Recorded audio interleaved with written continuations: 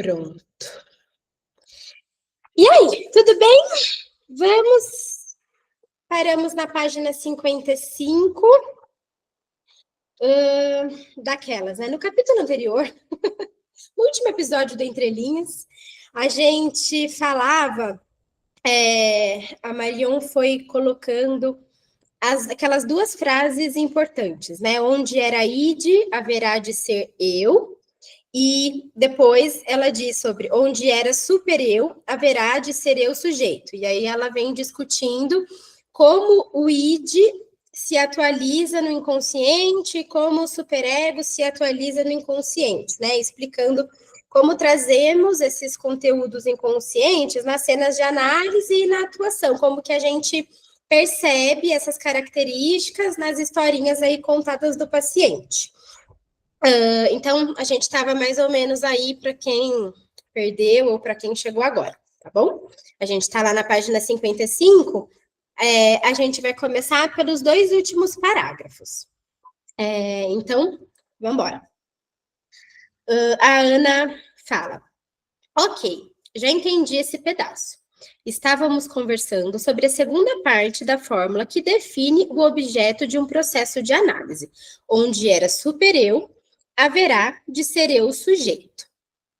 Ou seja, o processo de subjetivação das identificações incorporativas que constituem o super-eu. Marion diz, mas vamos lá. Essas identificações são herdeiras de aspectos inconscientes que o objeto primário atua no seu vínculo com a infância. Um desses aspectos inconscientes são os microvotos de morte que, em momentos de microsurto psicótico, o adulto dirige à criança. Para falar de como podemos retomar o processo de subjetivação do super-eu, vou me deter nesse tipo de atuação inconsciente, mas fazendo a ressalva de que poderiam ser outras. Obrigada, Tati. Se não me falha a memória, Marion, estamos falando da hipótese que você propôs no seu artigo sobre a construção do super-eu cruel de 2015, certo? Aqui, eu comecei a ter uma vaga desconfiança de que eu acho que a Ana Lisa é mesmo uma personagem, que a Marion faz, né? Porque que a pessoa ia saber? Lá no artigo de 2015, você falou sobre tal coisa, eu fiquei meio desconfiada.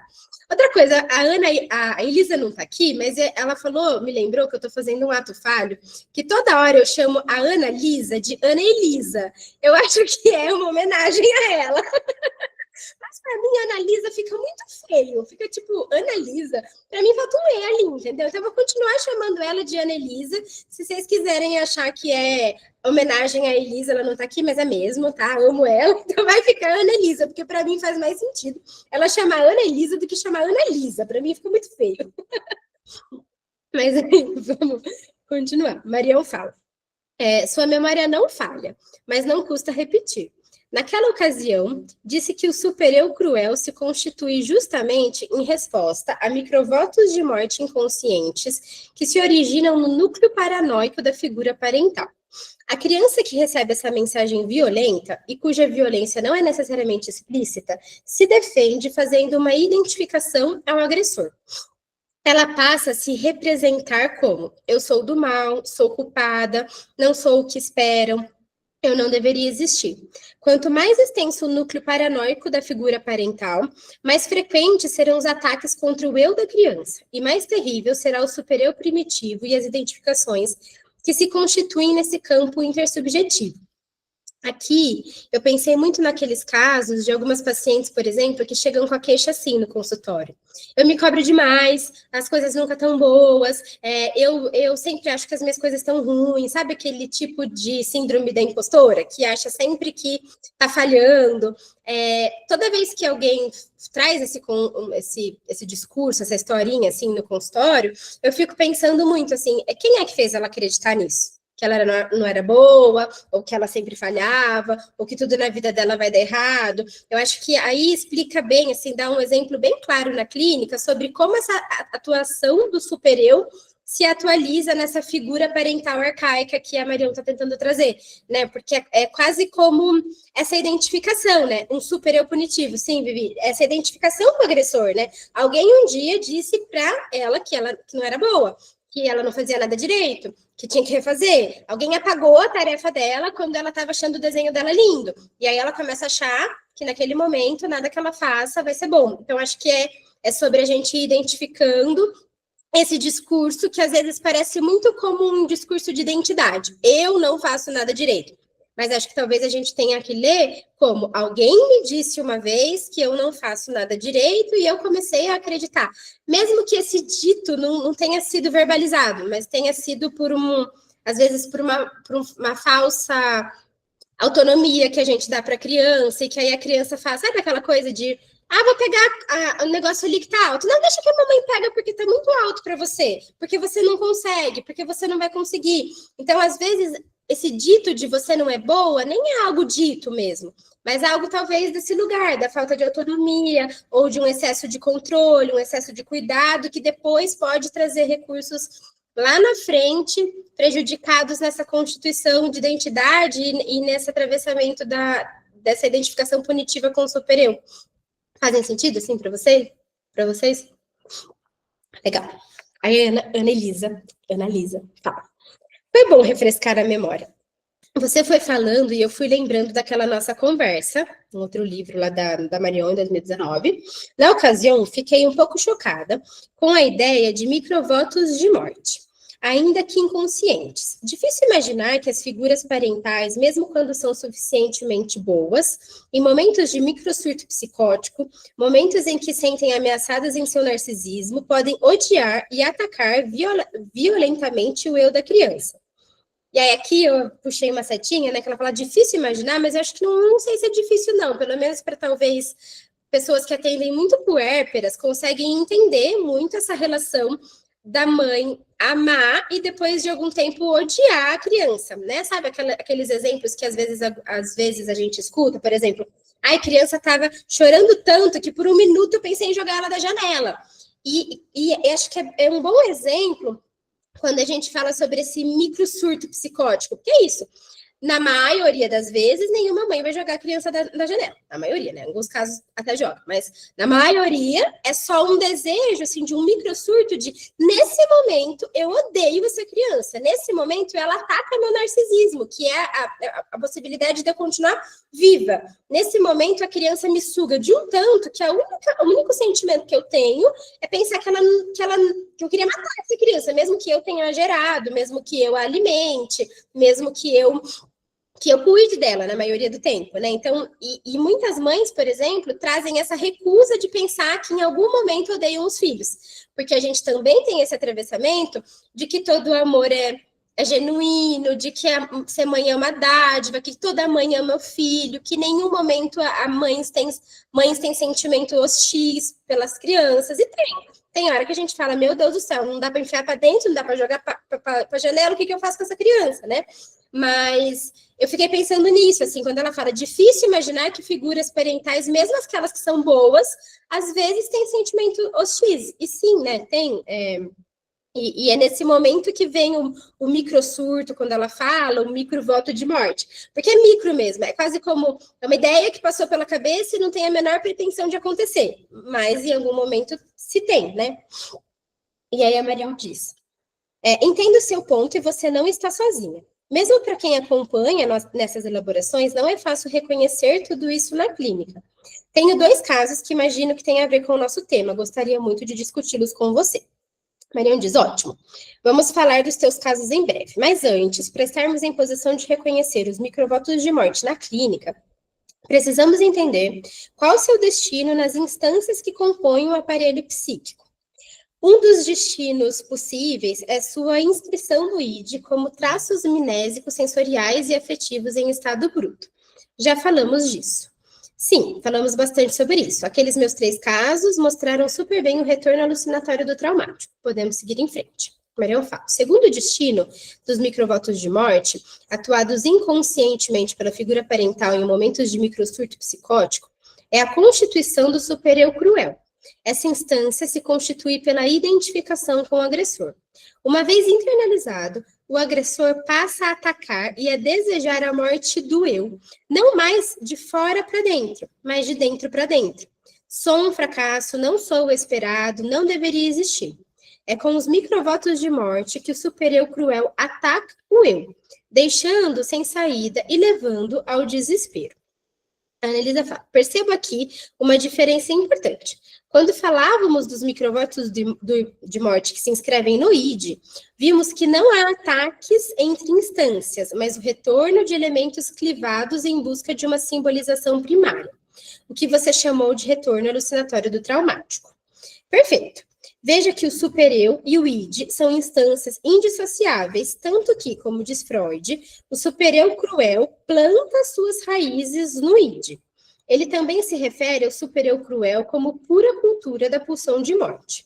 Minha hipótese de que os microvotos de morte internalizados se voltam contra o eu aprofunda essas duas ideias do fundador da psicanálise. O importante é que tudo isso pode ser reconhecido na clínica, porque os elementos inconscientes do id e do super-eu são transferidos para a situação atual. Aqui achei interessante quando ela fala, né, que o id, ele não traz tanto essa questão do microvoto de morte, do ataque. O id, ele traz mais relacionado às lembranças mais profundas, relacionadas à infância, né, nesse retorno do traumático. O super-eu já é quase como um soldado, assim, ele vem para o presente, ele vem meio que atuando no presente, assim, eu fiquei com essa ideia de que o id, aquilo que é do alucinatório do traumático, vem mais desse lugar de remontar situações da infância, e quando o super-eu vem, ele vem como um fantasiado lá da infância, mas ele vem mais atuando nessa questão, assim, do presente, assim, de como isso fica na história do paciente, o paciente repete, né, fiquei com essa associação.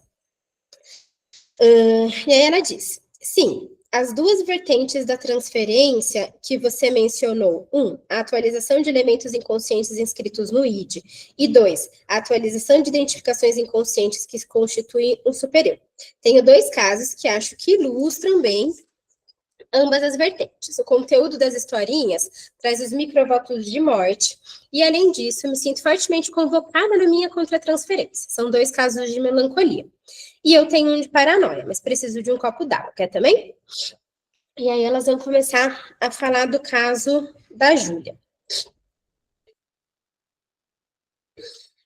Júlia tem 31 anos e mora em Portugal.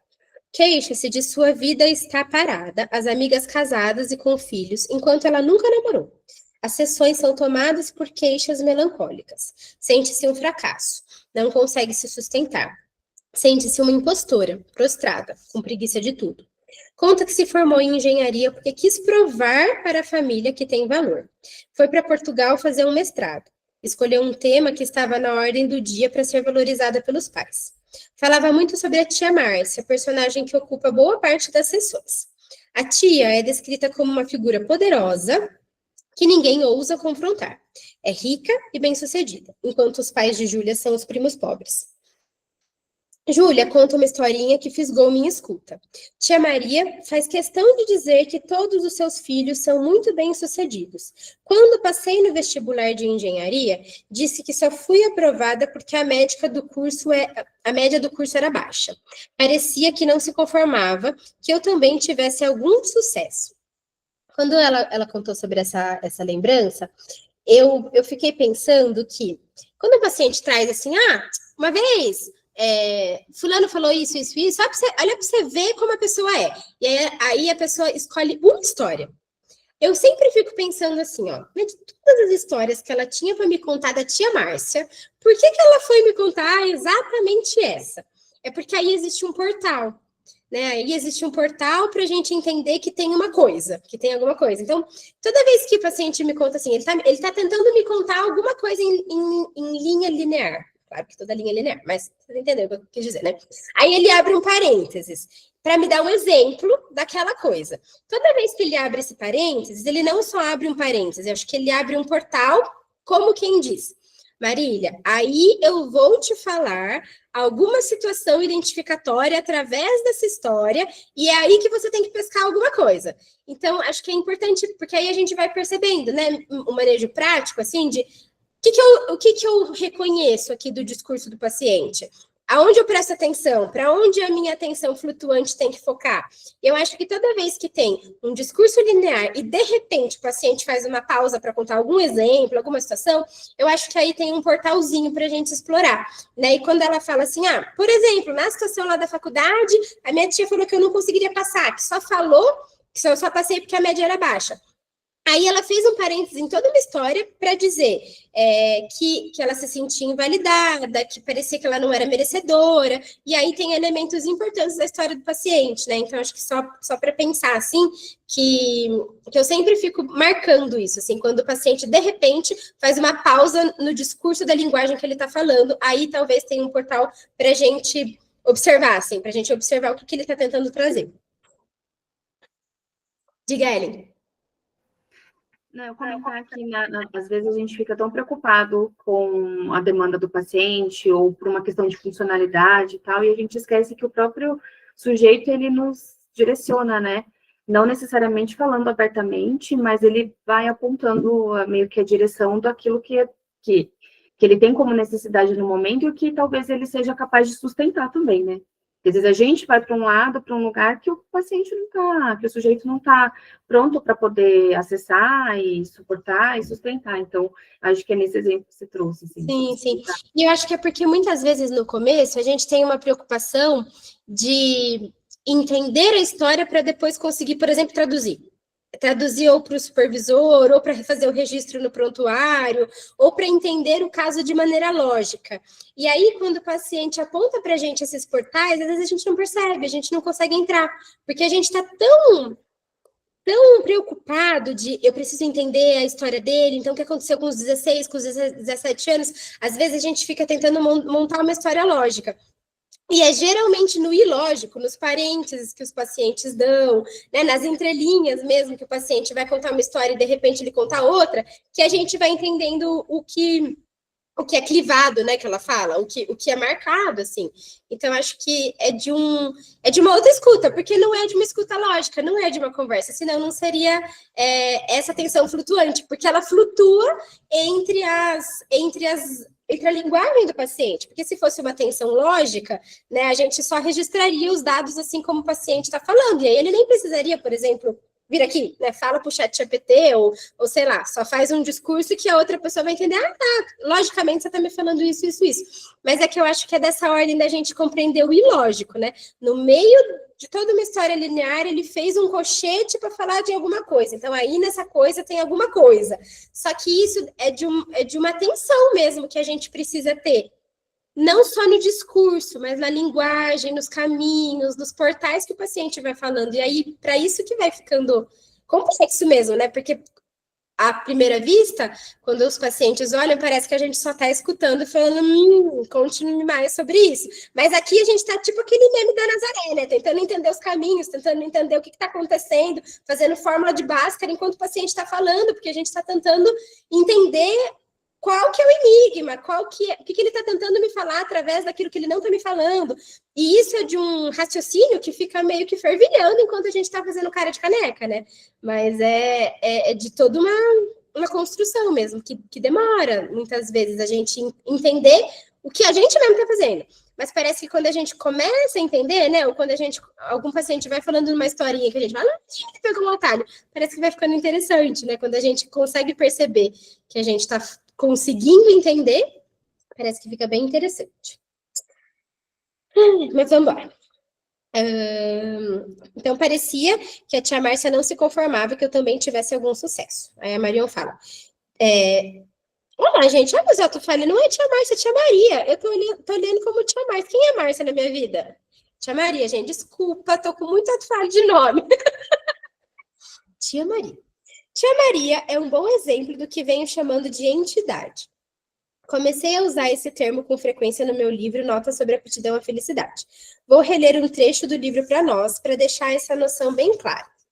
Já li o livro e gostei muito, mas acho legal retomarmos o que você quer dizer com essa expressão. Achei aqui, vou ler para você.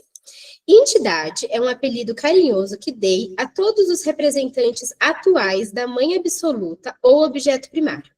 A entidade pode tudo, sabe tudo, Detém o poder da vida e da morte sobre mim. Está acima do bem e do mal. Sua palavra e seu julgamento sobre mim são verdades absolutas. Se decreta que eu tenho valor, estou salvo. Se decreta que eu não tenho valor, que sou desprezível, é o meu fim. Minha vida acabou. Se ficar com ódio de mim, me esmaga e me abandona à própria sorte. A entidade é sempre vivida como abusadora. Ela sabe que tem o poder sobre mim, sabe que eu não tenho como confrontá-la e, por isso, abusa do seu poder. Um exemplo. O paciente diz: trabalho numa empresa que sabe que eu não vou conseguir outro emprego, então me submeto a condições de trabalho indignas. É injusto, é revoltante, mas dependo desse emprego, não tenho como sair desse enrosco. Outro exemplo. A paciente Márcia, do meu texto sobre o super-eu cruel, fica revoltada porque o filho toma banho e deixa a toalha molhada no chão para ela recolher. Morrendo de ódio dele, ela diz: ele sabe que eu não vou conseguir deixar a toalha jogada lá, e por isso abusa de mim. Tanto a empresa como o filho estão vividos como entidades. Fiquei pensando nesse lugar da entidade, quando ela fala de mãe absoluta, né? Acho que é um pouco daquilo que a gente também escuta na clínica como mãe narcisista, né? Como uma invasora, que, enfim, né? Que fala sobre ter que fazer só as vontades da mãe e tudo mais, né? Então, acho que é um exemplo, assim, de entidade também, né? A Marion fala, né? Então, como você vê, a entidade é tão poderosa que é inconfrontável. Parece que a tia Maria se encaixa perfeitamente nessa decisão. Talvez a tia Maria seria uma tia narcisista, então, né? É verdade, ninguém consegue confrontá-la. Todos têm medo dela. Depois de formada, Júlia quis prestar um concurso, mas seu pai a desencorajou. Como os filhos da tia Maria não estavam conseguindo passar, ela ficaria enfurecida se por acaso Júlia fosse aprovada. Melhor não cutucar a fera, era o que ela estava querendo dizer. Ainda assim, o pai pagou a inscrição, mas Júlia ficou tão nervosa que, apesar de saber a matéria, não conseguiu fazer a prova. É que a gente lembra de Freud nos atos falhos, né? Ela estava com tanto medo de passar na prova que ela não passou, né? Parece, então, que a tia Maria precisa que só os filhos dela sejam bem-sucedidos. Ela representa a mãe arcaica em rivalidade narcísica com a criança em Júlia. Os microvotos de morte estão bem aqui. A Elisa fala. Aqui onde? Marion diz. Ao contrário da rivalidade edipiana, em que dois brigam pelo amor do terceiro, o que caracteriza a rivalidade narcísica é que dois brigam porque só um tem o direito de viver. Só uma das partes, no caso a tia Maria, pode se destacar. Só uma pode ter valor. Para não desencadear a fúria assassina desse objeto, a criança tem de sacrificar seu narcisismo em favor do narcisismo da entidade. Você está querendo dizer que a criança em Júlia sacrifica o próprio narcisismo em prol do narcisismo do outro? Marion diz, sim, é isso mesmo. Veja o que diz o material clínico. Apesar de saber a matéria da prova do concurso, Júlia ficou tão nervosa que não conseguiu fazer nada. Na minha escuta, ficou paralisada de terror frente ao ódio assassino da tia Maria, pois sabia que seu sucesso seria intolerável para o narcisismo da tia. Ana fala, então, Marion, se entendi bem, nós vamos escutar. Não consegui fazer a prova como tive de renunciar a essa conquista para sobreviver ao ódio assassino do meu objeto. Marion diz, horrível, né? Não é de admirar que ela esteja melancólica. Desde que se conhece por gente, Júlia entendeu que, para não ser atacada, tinha que renunciar a realizar seu potencial. Tinha que renunciar a ser e a existir. Enfim, abrir mão da sua própria vida. É um assassinato de alma, para citar a linda e terrível expressão de nosso Shepard. Ana, e como podemos entender a atitude do pai, que diz para Júlia não prestar o concurso por medo e, ao mesmo tempo, escreve a filha para fazer? Marião diz, o pai sela o destino melancólico de Júlia porque não consegue se encarregar de barrar os microvoltos de morte da mãe arcaica. Ele mesmo está submetido à sua entidade. É como interpreta o material clínico no qual ela conta que o pai a desencorajou a prestar o concurso para não cutucar a fera. Júlia não foi para Portugal para um mestrado, e sim para lutar pelo direito de viver. Mas como ela está enroscada na entidade, não adianta se afastar com o objeto externo. O super-eu cruel, herdeiro da identificação com o agressor, vai junto. Como você sabe que ela está enroscada na entidade? O material indica que tudo o que ela faz está retido de alguma forma a tia Maria. Tudo tem a entidade como pano de fundo. Inscrever-se ou não no concurso, passar ou não na prova, ir para Portugal. Na minha escuta, ela está assujeitada à tia Maria, e por isso não consegue ser sujeito da própria vida. É verdade, ela não consegue ser sujeito da própria vida. O pior é que ela fugiu para Portugal e o super-eu cruel foi junto. Continua atacando eu, acusando Júlia de ser um fracasso, uma impostora, etc. Ela se desespera e não vê a luz no final do túnel. Por causa disso, muitas vezes nem consegue se levantar da cama. Os pais caem matando, acusando-a de não querer sair da zona de conforto e ameaçando parar de pagar a análise. Aqui fiquei pensando, né? Quantas vezes a gente vê essa escuta se repetindo na clínica, né? Os pacientes falam assim: ai, saí do emprego, fui para outro, encontrei o mesmo chefe chato, abusador, etc e tal. Nossa, fiz tudo, mudei de lugar, mudei de país. E a gente vê que não adianta, né? Porque não é mudar de local físico, né? O superego, ele tá aí, enroscado, e essa entidade, esse fantasma, né, de uma outra forma, vai acompanhando os pacientes por onde eles estão. Então, enquanto a gente não elabora o traumático, os pacientes continuam aí, mudando de contexto, mudando de vida, mudando de relacionamento, muitas vezes sai de um relacionamento, entra no outro, sai de um namorado, entra outro, e eles estão com a mesma entidade acompanhando por aí, né? Fale, Tati. Então, isso me fez pensar no que você falou, para casos também que as pessoas se questionam, né? Por que você está num relacionamento abusivo e não sai dele? Né? Eu não sei se você já ouviu falar do caso da mulher da casa abandonada. A Mulher da Casa Abandonada, do Chico Felice, é um podcast, alguém já ouviu?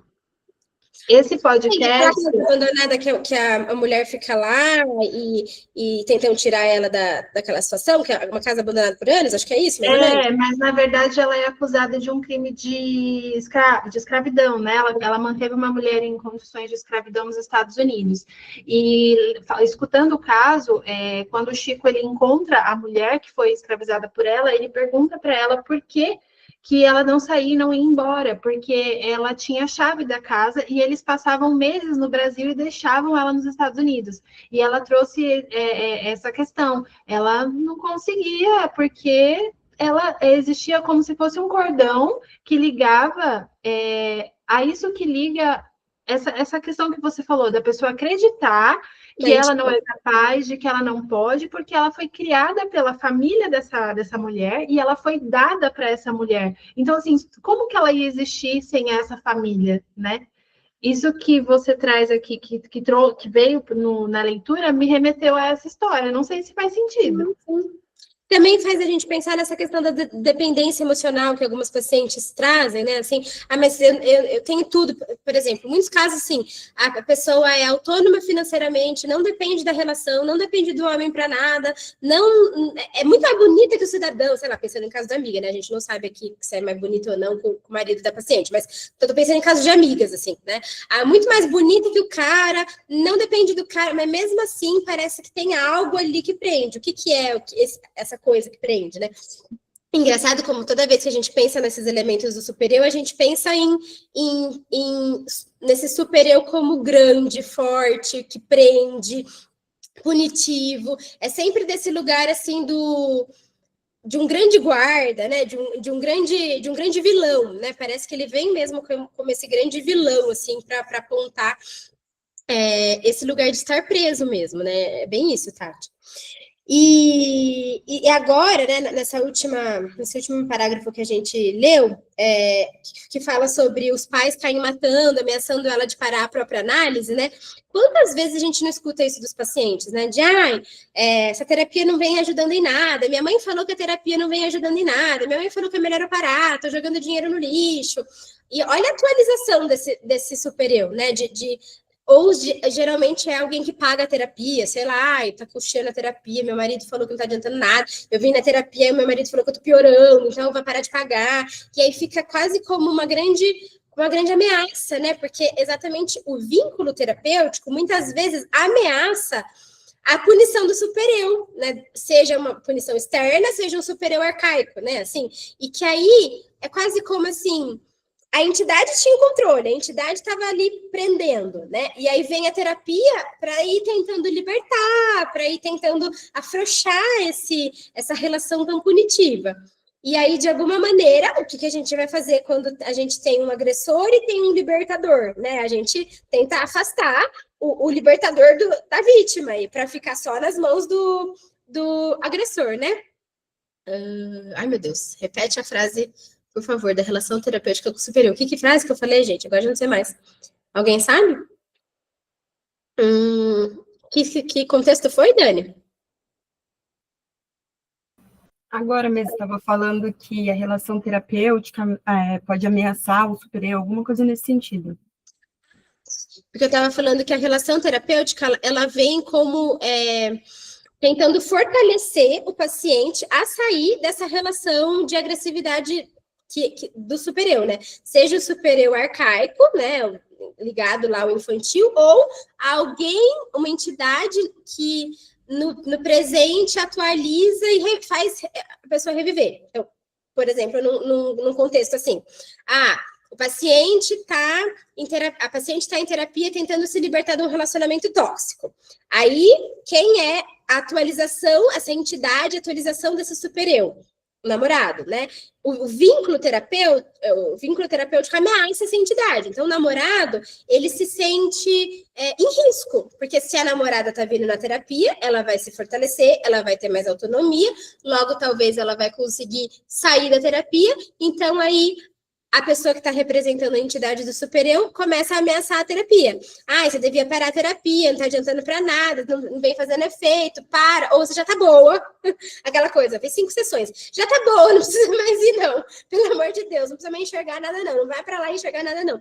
Então, é muito esse retrato, né? Então, quando eles falam, né? Quando ela fala que os pais caem matando, dizendo que ela não está melhorando, que ela não sai do quarto, que ela não está conseguindo nada na vida, é também um pouco dessa representação do super-eu, né? De por que eu vou pagar terapia para você se não está adiantando? E a gente vê muito isso na clínica, né? Mas vamos embora, 62 agora. E aqui vem o pedaço que está difícil para mim, a Annelisa fala. Reconheço totalmente a ideia de que estou sendo convocada em minha contratransferência. Para tentar arcar sozinha com sua análise, Júlia me pede para diminuir as sessões e honorários. Ela já me paga bem abaixo do que costumo cobrar. Me senti encurralada e sem saber o que fazer. A Marião diz, veja, Annelisa, que interessante. Assim como a transferência não pode ser reduzida à relação com o analista, a contratransferência não pode ser reduzida ao que o analista sente. O que ele sente tem a ver com como está sendo convocado no campo contratransferencial. No seu caso, como será que você está sendo convocada? É importante, pois, para sair do impasse que me escreveu, precisará elaborar algo a respeito da posição identificatória, que obviamente é inconsciente, que você está ocupando na contratransferência. Achei bem interessante essa frase, né? Assim como a transferência não pode ser reduzida à relação com o analista, a contratransferência não pode ser reduzida ao que o analista sente. E aqui vem complementando aquilo que a gente estuda, né? De que não existe a gente estudar só transferência ou a gente estudar só contratransferência. Parece que as duas coisas sempre estão coladas como uma via que vem e uma via que vai, né? Tipo, é uma estrada que vai e que vem, e que a gente só consegue entender essa relação se a gente conseguir entender as duas vias, assim, o que está vindo de um para o outro, o que está indo de outro para um. Parece que não dá para a gente entender isso de maneira dissociada, né? Fiquei bem marcada com isso. A Annelisa pergunta, mas como? Como pensar em vez de agir quando estou bem no meio do furacão? Difícil mesmo, né? É uma excelente questão. Escutei um podcast com o Fernando Uribarri, não sei se é assim que fala, no qual ele diz que a contratransferência não é uma mera informação sobre o que o analista sente. É um barulho que toca o corpo do analista e que exige trabalho psíquico para ser transformado em algo que possa ser usado a favor do processo. Elaborar a contratransferência é transformar esse barulho em sentido. Gostei muito de como ele formulou. É um barulho que toca o corpo do analista. Então, né, entendendo como barulho, é algo produzido pelo paciente que chega no ouvido do analista. Então, não é só como o analista se sente, mas é algo que vem do paciente. Então, a contratransferência é isso, quando o paciente convoca o analista a tomar alguma atitude ou a sentir alguma coisa, né? Então, é importante a gente pensar como não fosse só algo inato, assim, como algo que sai de dentro para fora. É quase como aquilo que sai do paciente, esbarra no analista, e aí o analista devolve para o paciente. Por isso é uma cena de uma via de 3 cenas. Então não é só algo que sai do analista e vai para o paciente. Ele sai de um, toca no outro e volta para o outro. É como se fosse essa relação ping-pong. Acho que ficou claro, assim, para vocês? Para mim fez bastante sentido pensar nisso. E aí a Anelisa fala, tô bem no meio desse barulho. Veja só. Por um lado, quero preservar meus honorários. Mas, por outro, morro de culpa, porque se eu não aceitar as novas condições, sinto que estarei decretando o fim de sua análise e abandonando a paciente, quando sei que ela precisa muito de ajuda. Estarei condenando Júlia a continuar melancólica e não quero fazer isso.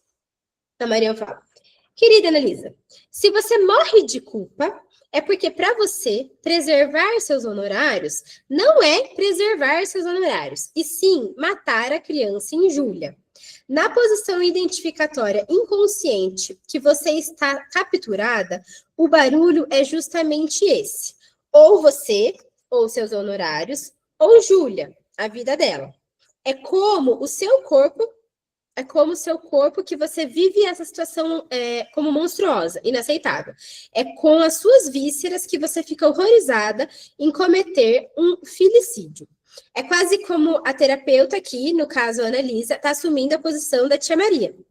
Isso, ela entrou na disputa, né? Então, é quase como, ou você me paga, ou você morre, né? Então, é uma atualização. Isso é importante a gente pensar, porque à primeira vista pode parecer assim, não, mas ela não é cruel, que nem a tia Maria, ou ela não quer exercer esse papel. Ninguém quer exercer esse papel enquanto analista, de reproduzir a cena da tia Maria, que é tão cruel para a paciente.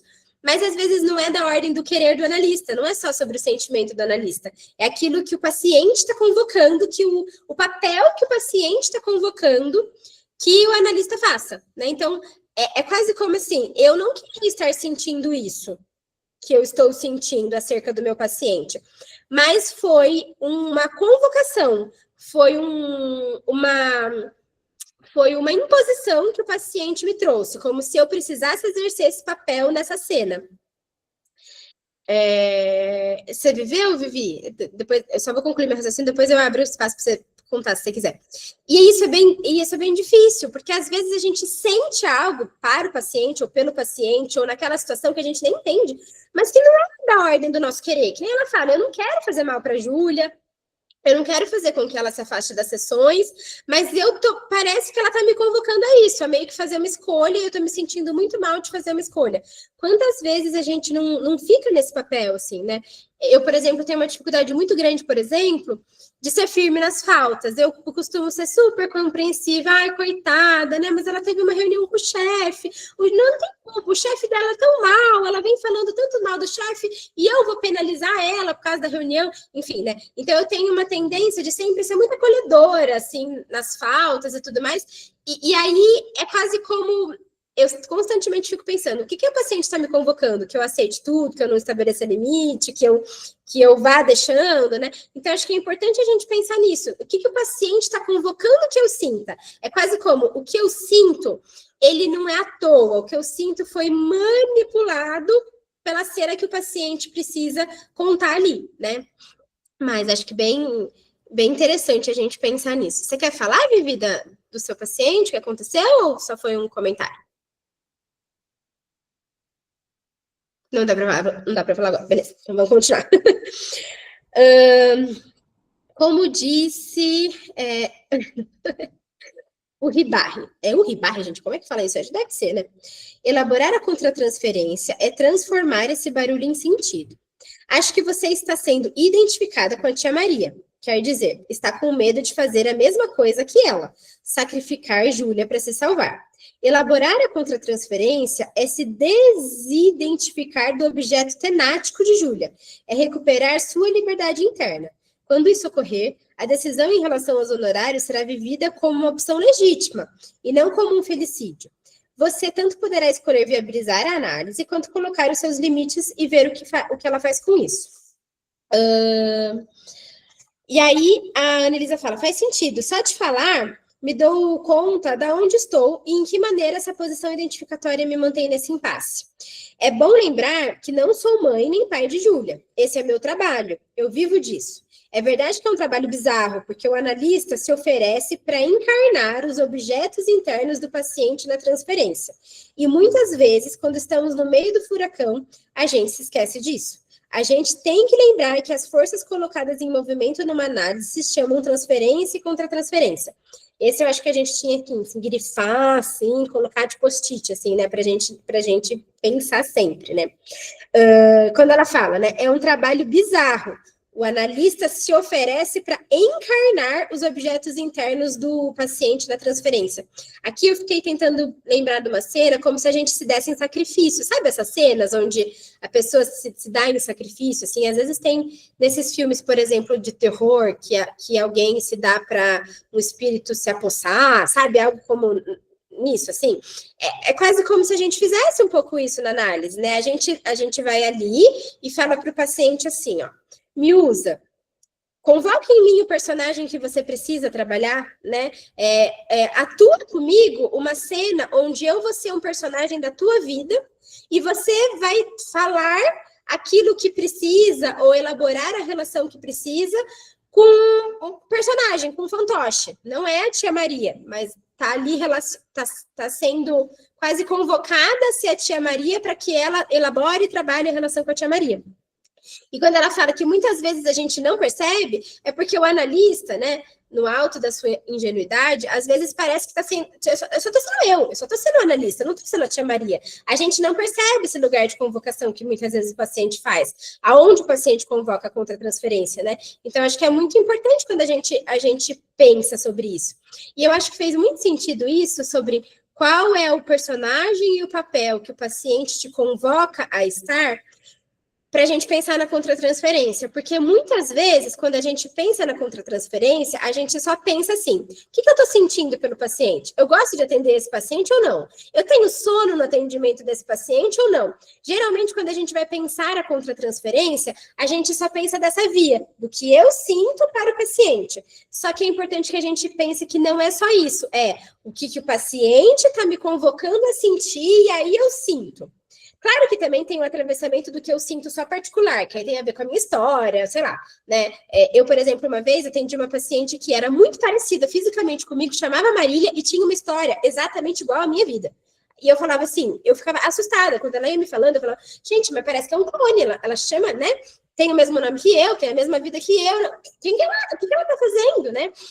Então, claro que tem esse atravessamento, mas eu acho que fez muito sentido a gente pensar nessa contratransferência, assim, de o que o paciente me convoca a sentir, e aí eu sinto, como se fosse uma demanda do paciente, porque muitas vezes a gente só olha para a contratransferência nesse lugar de ida, mas não nesse lugar de vai e vem, assim, vai, vem e vai, né? Tem sentido, assim, para vocês? E aí, outra coisa que eu pensei aqui, né, quando ela fala assim, faz sentido, só de falar com você, me deu conta de como eu estou, de que maneira eu estou, né? Eu puxei uma seta, assim, né?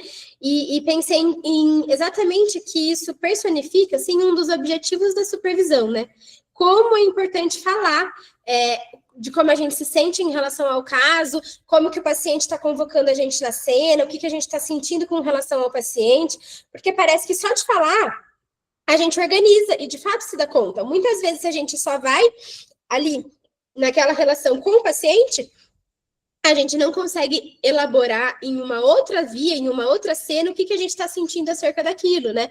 Então, acho que esse é um dos papéis importantes, assim, da supervisão, que a gente consiga entender numa outra cena, fora da cena. Fazer supervisão é meio que sair só da cena onde você está ali só com o paciente, e a gente consegue ir para uma outra cena onde a gente consegue entender os personagens que a gente tá atuando, né? Então, acho que isso fez bastante sentido.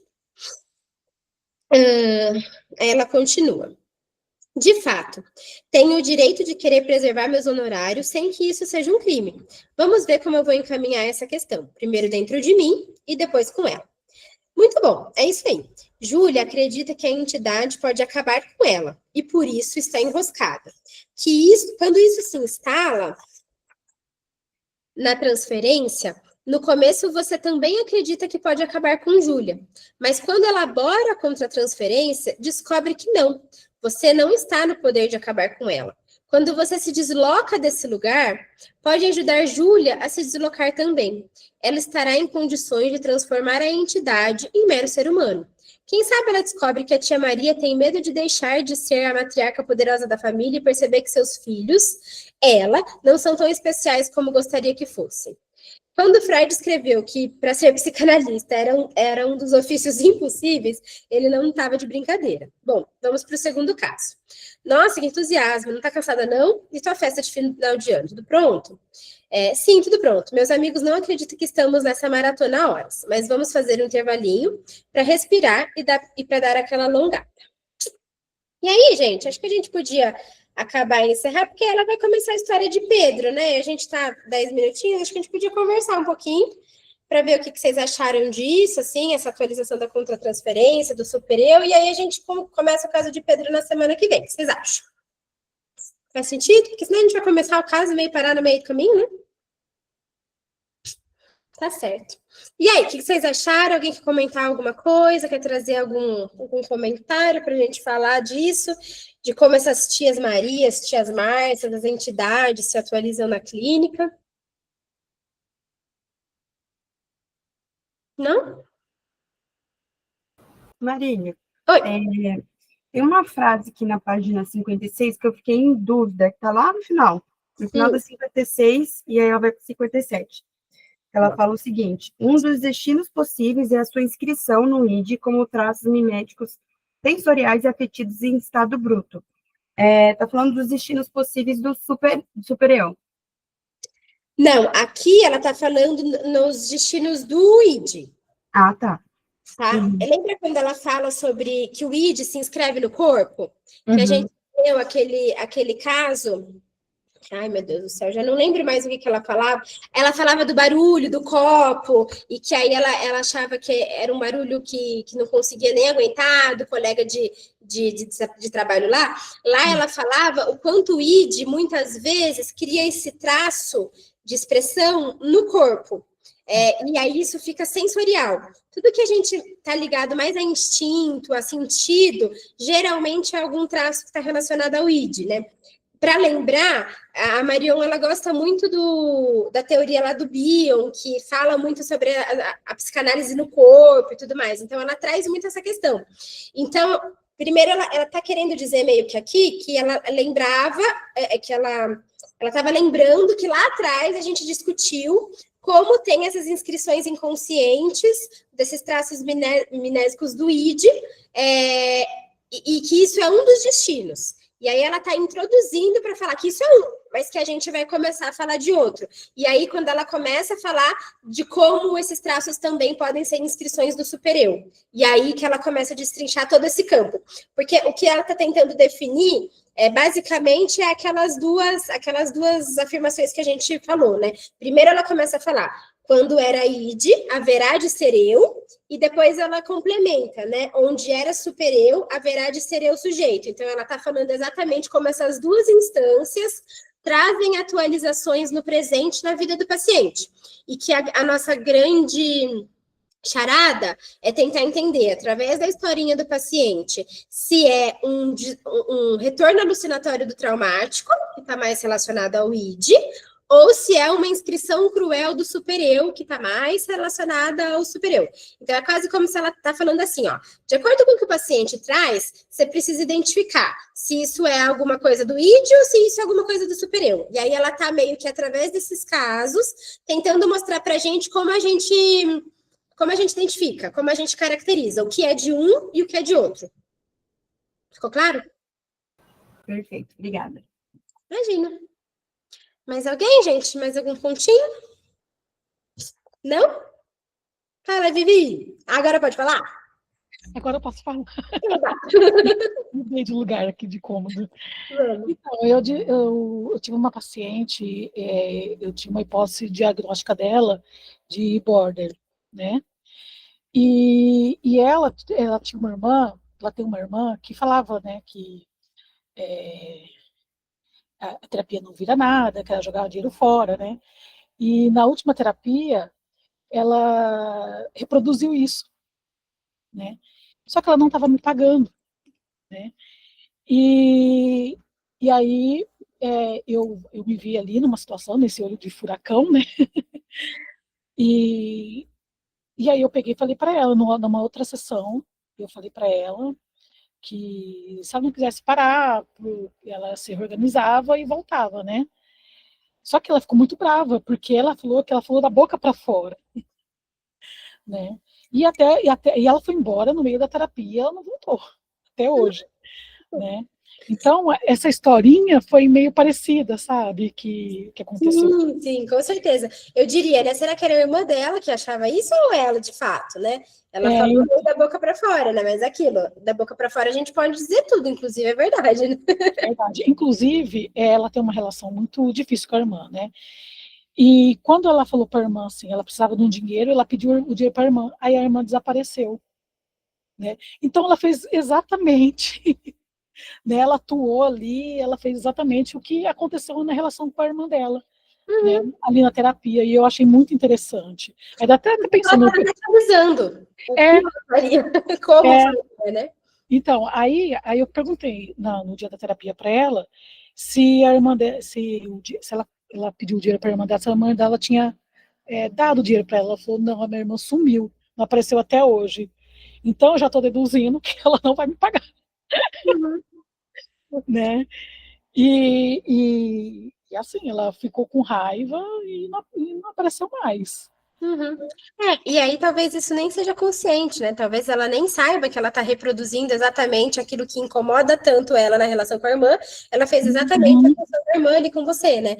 Talvez não seja nem de nível consciente, mas a gente precisaria que ela voltasse em algum momento para que elas fizessem essa associação e que vocês conseguissem fazer essa associação juntas, né? Mas sabe que também é uma angústia, às vezes, nossa, enquanto analista, com essa ideia de sumiu, nunca mais apareceu. É que a gente ainda não sabe, né? A gente não sabe nas da vida, né? Essa semana, eu atendi uma paciente que voltou depois de 6 anos. Eu fiquei assim, ó.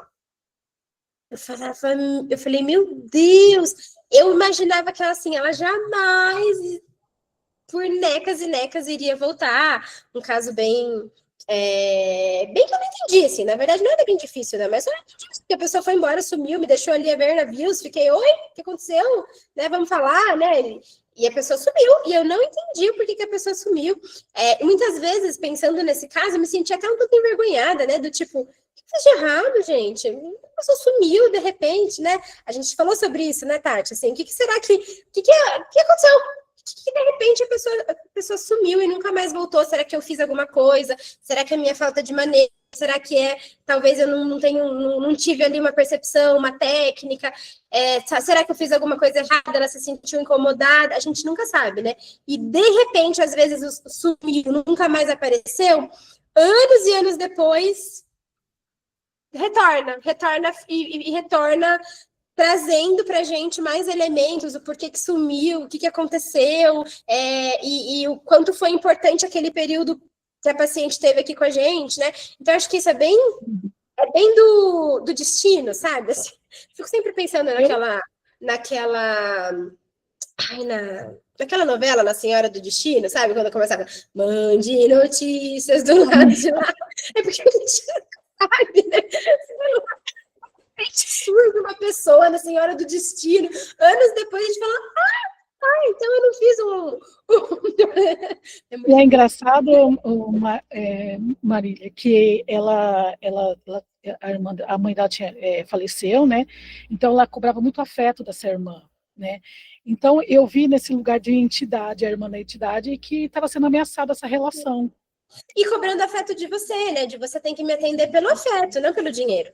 Isso. Às vezes o paciente nos convoca isso, assim, tipo, você não me ama? Então, se você me ama, você tem que atender de graça. E aí, talvez é importante que a gente pense sobre isso, né? Que a gente, nós somos psicólogas e psicanalistas com muito amor, mas por dinheiro, né? Com amor, mas por dinheiro. Até porque o dinheiro faz parte, né? Dessa relação. Como a Júlia falou, como a Ana Elisa falou, né? Eu vivo disso. Eu não sou mãe nem pai da paciente, eu vivo disso. Claro que vai ter muito amor envolvido, tem o vínculo terapêutico, mas não é por amor, Com amor. Igual eu vi a Ana Sui falando, né, que o dinheiro é mediador do afeto, né? E aí isso ficou muito na minha cabeça. E que dinheiro na análise é libido, né? E se Uhum. ela não estava querendo dar libido para você, se ela não estava querendo fazer esse investimento, então, muito provavelmente também não adiantava vocês ficarem anos e anos em análise e não ia sair nada disso. Então, por isso que eu me senti convocada nesse lugar, né, de poder fazer esse rompimento na terapia. Porque uma coisa que ela não estava conseguindo fazer, porque de alguma forma ali tinha uma transferência. Uhum. Né? Sim. Então, só que ela tinha que escolher a terapia. Né? Quando você fala assim, foi difícil tomar essa decisão de precisar sustentar esse limite. No começo da clínica mesmo, às vezes a gente não consegue, né? Ou atende ou vê que assim, que o controle da situação está no paciente, né? Por exemplo, assim, eu vejo muito esse exemplo em pacientes que estão indo super bem, estão quase chegando no ponto, aí de repente fala, ou fala sobre, agora eu vou começar a fazer quinzenal, tipo, o paciente decidiu que agora ele vai começar a fazer quinzenal porque ele está achando que vai ser benéfico para ele. E muitas vezes, no início da clínica, quando a gente está envolvido, né, em, ai meu Deus do céu, não posso perder um paciente, mas é com esse paciente que eu pago minha supervisão, com esse paciente que eu pago minha análise, a gente se vê, às vezes, muito cedendo ao controle que o paciente tenta estabelecer. E sendo que às vezes é dessa ordem do não, então não vamos, então vamos parar, porque não é isso que a gente estava construindo junto, não é isso que você precisa nesse momento, né? Mas é difícil mesmo, é dessa ordem da gente ir criando segurança, criando casca, criando confiança para que a gente consiga entender como o paciente está nos convocando, para daí a gente decidir se aceita, se não aceita, se faz sentido, né? Até porque existe uma sedução, né? Então, se a gente também não sai dessa sedução e olha para um lado de fora, a gente continua nesse movimento, né? De repetição. Isso. E num movimento inconsciente, que o paciente traz para análise e que a gente continua fazendo, né? Assim. Mas haja análise, haja supervisão para a gente reconhecer. Mas vamos reconhecer, estamos reconhecendo, é isso aí. Ninguém solta a mão de ninguém e vamos juntos nesse barco. Tá bom, gente? Então, beijo, beijo. Obrigada pela companhia de vocês. Até sexta-feira que vem. Tchau, tchau.